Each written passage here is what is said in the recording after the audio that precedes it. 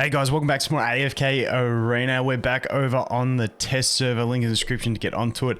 But this event hopefully should be coming in the next few days to global server. And I wanted to do a bit of a guide to how it works. Now, this isn't going to be best units to pick up and stuff like that. Still, I got a lot of play to do, and I will be streaming doing this because I'm having fun with it. I'll be streaming straight as I upload this video. So if you're watching this around the time of upload, come check it out on Twitch because I'm having fun with this with this event. But let's just jump into it and go through the basics. Okay, because it went after recording it, it took a long time to get through it because we had to go through all the hero selection things. I just want to do some quick fire notes that for those that have played it, get the general gist, but just want some more details. And then the rest of the video will play and we can go into more. You can watch it happen as it happens. But basically, the long and short, heroes only have two abilities. They have their ultimate ability and one other ability. You can long press the heroes in the combat to check it. I really wish you could actually long press them in the record thing to actually check abilities, because it's really hard because every time a new phase starts, it does phase out the thing, but they're always going to have an ultimate ability and then one other ability. So check it out. It really does affect what heroes are good because a lot of them don't have a lot of the stuff that they used to have.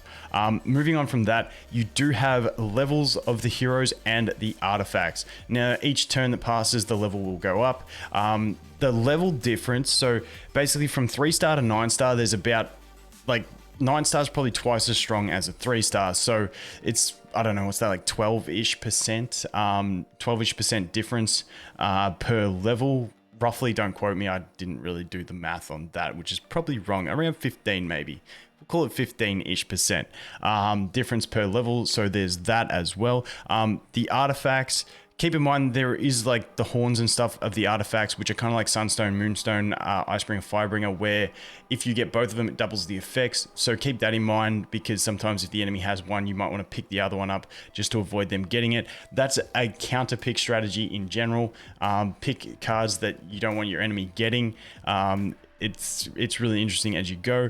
The other thing is, if you take a duplicate of a hero, it will add them to the level of your hero.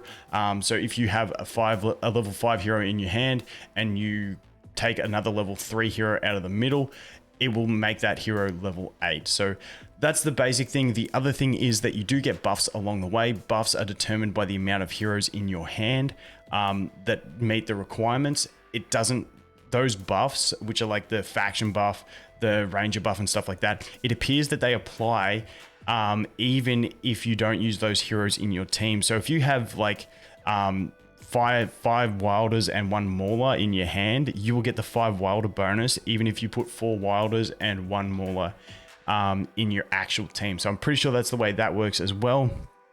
And that should cover the quick fire notes for those that have been playing that are looking for a little bit more information. But now we'll continue with the rest of it and we'll go through it in an actual match. So let's get into it.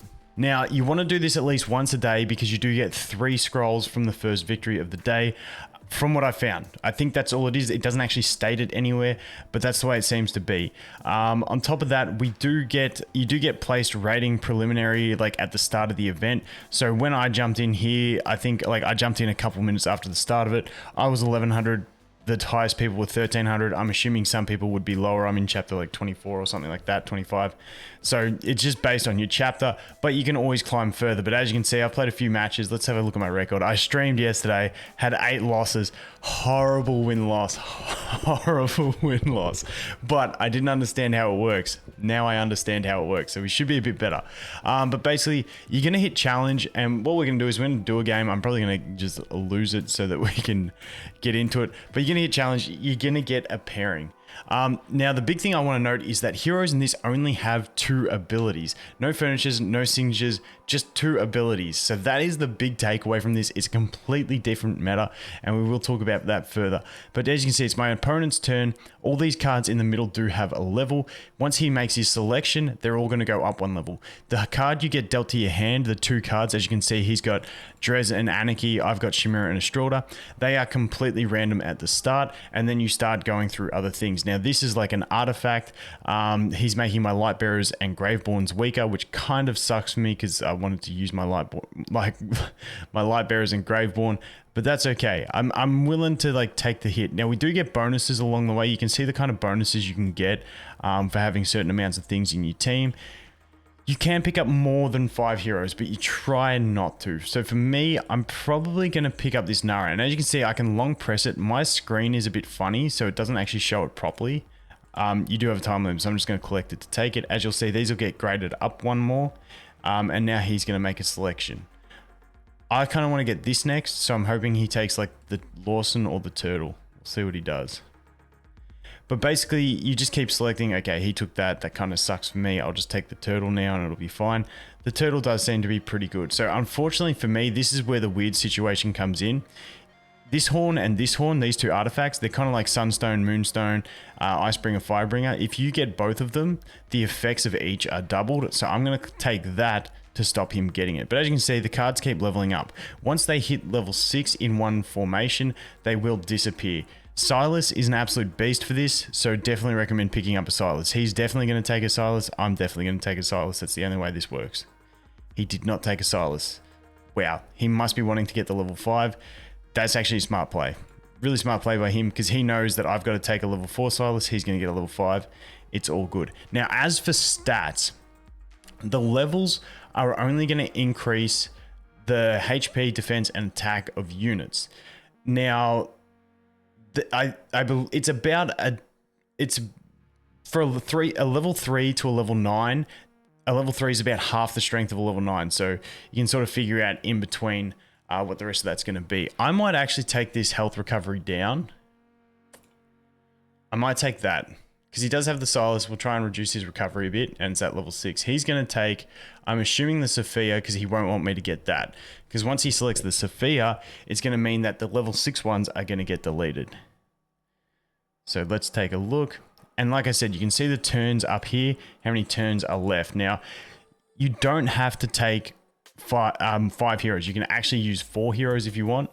There's a lot of different ways to play around. Okay, he played that into my hands nicely, so I'm going to take that Sophia, which is going to be nice for me. He's probably going to take this one. This is another nice artifact. It's going to banish the strongest enemy for the first 2.5 seconds, as you can see. If he leaves that, I'll definitely take it. I can't see him taking the Namora. He's got 5 units. Yeah. So this is the phase where we're both at 5 heroes, and I just want to kind of stack up my artifacts because I can build an okay team out of what I already have. However, due to the fact that we did get that, I'm going to take that Nara, keeping in mind that he's going to get that one, but I'm not too stressed, so we go there. And this is pretty much the boring bit of how it works. It's actually fun when you're doing it, just boring to watch, but you're just making up your hand. We've got 2 turns left, and then you're going to build it. Now, I believe that these bonuses you get are based off heroes in your hand, so you can actually get 6 or so or more heroes and collect more of these benefits. So it's a really interesting one. Let him go. Yep, and then I'll take this one. These ones are nice counter pick ones. As you can see, I'm going to weaken his Mauler and Wilder heroes, which is really handy because he does have a few Maulers. So we're going to collect that one. And like I said, these artifacts can be really nice and change the way the battle goes. So his turn. He's going to take this one, I'm assuming. No, I've only got 1 Mauler. There's no real point. But I will take that and upgrade mine if he doesn't. So this is where if I was him, I would take this so that I can't get it and make his units weaker. So he's not going to get any benefit out of it. Okay, he took the Pharrell.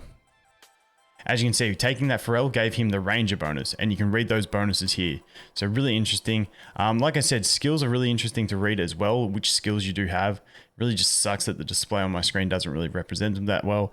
But let's go ahead here and take this one, upgrade that, and that's me done.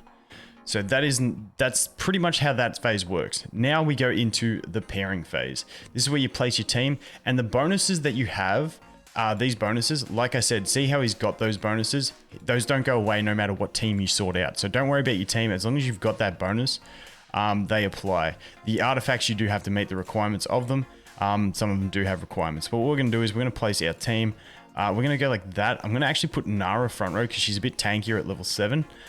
She's going to be banished though, so I will put you up there, you there, and you there, and we'll see how this goes. So that's my formation. Be sure to press ready on this. If you don't press ready, it will randomize a team for you. So you got to make sure you click ready. So that's my team. Let's see how we go. You can always watch his team as well, see what he can place and all that sort of stuff. So this is actually a pretty fair one. I'm on the right-hand side here coming in. So you can see Nara got banished at the start there. He's got his totem dude in the front row. We dropped his totem dude. Silas is about to inject my Nara, which isn't too bad. And we should be pretty safe from me, hopefully. And there we go. And that is how it goes. Now you get your rating, you lose your rating, you come back here and you keep climbing. So that's pretty much all there is to it. The main takeaways from this one that I want to mention is heroes only have 2 abilities. They have their ultimate and 1 other ability. The meta is completely different. In like even level PvP, Shamira is normally bad. I find her quite strong in this. Silas is a beast. I will do more videos about good heroes for it in the future once I test a bit more. That takeaway, the other one is all those bonuses. You can get multiple heroes in your hand above the 5 to get more bonuses, which isn't too bad to get those. And then obviously keep an eye out for levels. Level 9 is about twice as powerful as level 3. So I'd say about a 12-ish% difference per level. Don't quote me on that, but that's pretty much the main things to do. And make sure you do it once, at least once a day, to go ahead and collect those scrolls. But pretty cool event. I'm going to keep trying to climb on stream. Like I said, I'll be streaming right now, so feel free to come and hang. But that is going to be it for this one, guys. Thanks for watching. Hope you have an awesome day, and I'll look forward to seeing you in the next one. Cheers.